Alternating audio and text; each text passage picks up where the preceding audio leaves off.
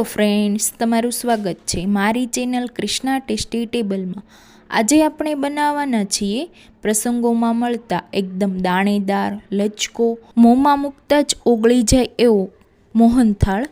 ખાસ વાત એ છે કે આ રેસીપીમાં ચાસણીની પણ ઝંઝટ ન થતાં પણ પરિણામ તમને મળશે હલવા સ્ટાઇલ।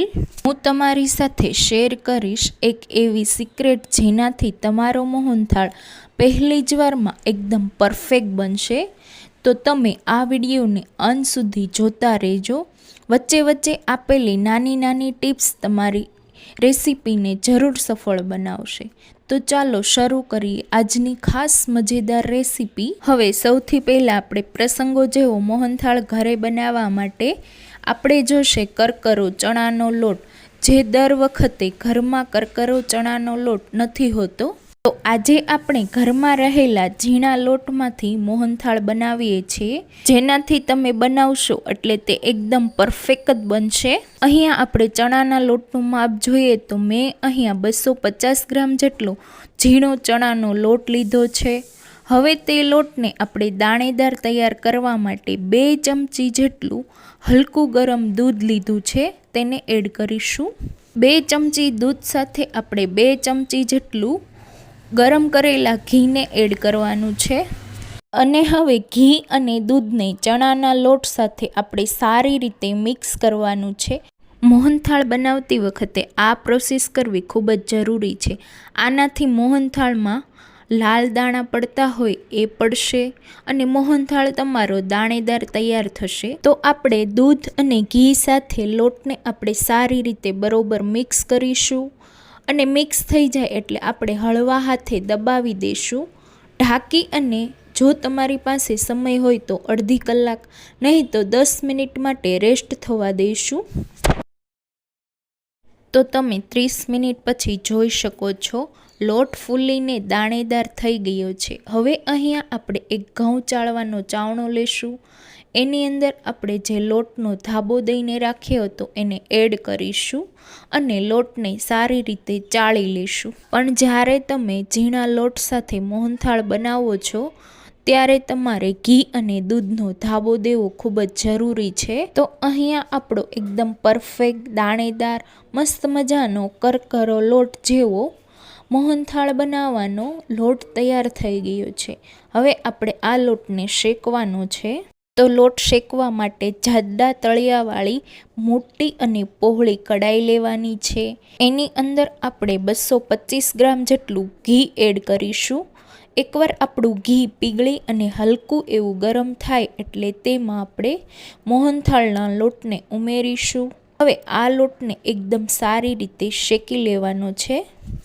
જ્યારે તમે શરૂઆતમાં લોટ ઉમેરશો એટલે લોટ છે એ બધા જ ઘીને એબ્ઝોર્વ કરી લેશે અને આ રીતે કઠણ પણ થઈ જશે। હવે આ લોટને આપણે એકદમ હલકો થાય ત્યાં સુધી ધીમા ગેસ પર શેકવાનો છે। અહીંયા તમારે મોહનથાળ બનાવતી વખતે ખાસ વાતનું ધ્યાન રાખવાનું છે કે લોટને તમે શેકો છો તો ગેસની ફ્લેમને સ્લો જ રાખવાની છે। અહીંયા જેમ લોટ ધીમે ધીમે શેકાશે એમ પહેલાં કરતાં ગોલ્ડન કલર થશે અને પછી બ્રાઉન કલર આવશે, ત્યાં સુધી આપણે આ લોટને શેકવાનો છે। તમે જ્યારે લોટને શેકશો એટલે લોટની ખૂબ જ સરસ શેકાવાની સુગંધ પણ આવશે। લોટ શેકાતા આ રીતે ફૂલવા લાગે એટલે તમારે કડાઈના તળિયે સુધી ચમચો ફેરવવાનો છે, જેનાથી તમારો લોટ બિલકુલ ચોટે નહીં અને મોહનથાળ એકદમ પરફેક્ટ બને। તો અહીંયા લગભગ 8 થી 9 મિનિટ જેવું થઈ ગયું છે અને તમે જોઈ શકો છો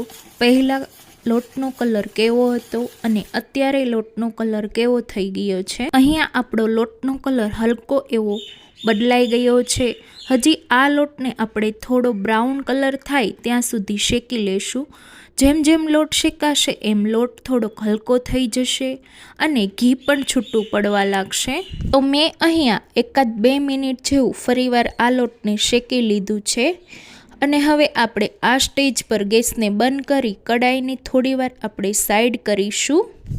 હવે મોહનથાળમાં મીઠાશ આપવા માટે મેં અહીંયા એક પેન લીધી છે, એમાં આપણે જેટલું ઘી લીધું એટલી જ મેં અહીંયા ખાંડ લીધી છે। તો અહીંયા મેં 125 ગ્રામ જેટલી ખાંડને પેનમાં એડ કરીશું। તેના કરતાં અડધું પાણી એડ કરી ખાંડને આપણે સારી રીતે મિક્સ કરી અને પીગાળી લેશું. તો તમે ગરમા ગરમ લોટમાં ડાયરેક્ટ ખાંડ કે પાણી ઉમેરશો. જો તમે જ્યારે ખાંડને ડાયરેક્ટ ઉમેરશો તો ખાંડના ક્રિસ્ટલ રહી જશે. એટલે અહીંયા આપણે ખાંડને મેલ્ટ કરીને ઉમેરીશું. અહીંયા મોહનથાળમાં એકદમ સરસ કલર આવે તેના માટે મેં અહીંયા ચપટી જેટલો ઓરેન્જ ફૂડ કલર ઉમેર્યો છે. આ ફૂડ કલર ઉમેરવું એકદમ ઓપ્શનલ છે. અહીંયા હાઈ ગેસની ફ્લેમ પર મેં 2 થી 3 મિનિટ માટે ખાંડને મેલ્ટ કરી લીધી છે. અને હવે તમે આ રીતે તાર બનાવો તો તે અડધા તાર કરતાં પણ ઓછો તાર બને છે. તો અહીંયા આપણું મિશ્રણ એકદમ હલકું મત કે તેલ જેવું ચીકણું થાય ત્યાં સુધી આપણે તેને કૂક કરવાનું છે. તો અહીંયા આપણી ખાંડ સારી રીતે મેલ્ટ થઈ આવું મધ જેવું ચીકણું મિશ્રણ તૈયાર થઈ ગયું છે. હવે આપણે ગેસને બંધ કરી દેવાનો છે. આ રીતે આપણી ચાસણીમાં એક બોઇલ પણ આવી ગયો છે. ગેસ બંધ કરી આપણે તેને નીચે ઉતારી લેશું અને સાઈડમાં મૂકીશું. હવે અહીંયા આપણે શેકેલા લોટની કઢાઈને ફરી ગેસ ઉપર લેશું. હવે અહીંયા સ્લો ગેસની ફ્લેમ પર આપણે મોહનથાળમાં દાણા પાડવા માટે 1 ચમચી જેટલું દૂધને ઉમેરીશું. લોટ જ્યારે ગરમ હોય ત્યારે તમે આ રીતે દૂધમાં ઉમેરશો એટલે તે એકદમ ફૂલીને ઉપર આવવા લાગશે. તો આ સ્ટેજ પર આપણે દૂધ ઉમેરવાથી મોહનથાળમાં દાણા પડશે. તો આ રીતે થોડું મિશ્રણ હલકું ફૂલતું બંધ થાય એટલે આપણે ફરીવાર તે જ પ્રોસેસ કરીશું.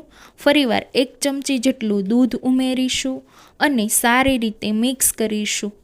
તો અહીંયા હવે ફરીવાર મિક્સ કર્યા બાદ આપણું મોહનથાળનું મિશ્રણ એકદમ તૈયાર થઈ ગયું છે. અહીંયા આપણો લોટનો કલર પણ એકદમ પરફેક્ટ આવી ગયો છે. હવે આ સ્ટેજ પર આપણે મોહનથાળના મિશ્રણમાં ચાસણીને ઉમેરીશું.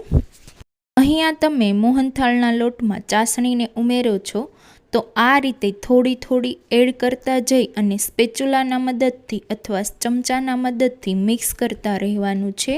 જેમ જેમ મિશ્રણ મિક્સ થશે એમ આપણું મોહનથાળનું મિશ્રણ થોડું ઘાટું અને દાણેદાર બનશે અને ઉપરની સાઈડમાંથી ઘી પણ છૂટું પડવા લાગશે. તો અહીંયા તમે જોઈ શકો છો આપણો પરફેક્ટ એવો મોહનથાળ તૈયાર થઈ ગયો છે. હવે આપણે ગેસને બંધ કરી દઈશું.